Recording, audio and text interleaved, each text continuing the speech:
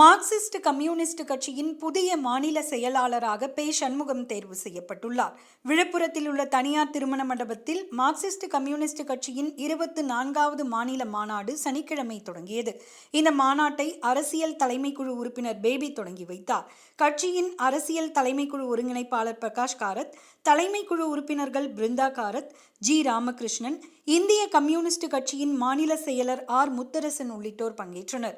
இதைத் தொடர்ந்து Marxist communist கட்சியினர் பங்கேற்ற பேரணி நடைபெற்றது.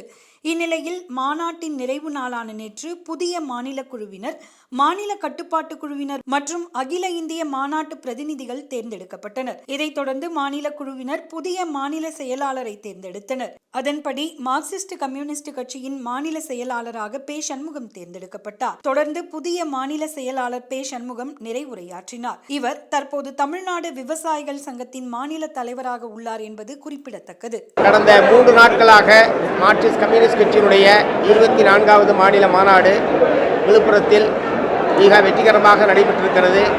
வி ஃபார் விக்டரி என்று சொல்வார்கள். விழுப்புரத்தில் நடைபெற்ற எங்களுடைய கட்சியினுடைய 24வது மாநில மாநாடு மிக வெற்றிகரமாக தன்னுடைய நோக்கத்தை நிறைவேற்றி இருக்கிறது என்பதை நான் தெரிவித்துக் கொள்ள விரும்புகிறேன்.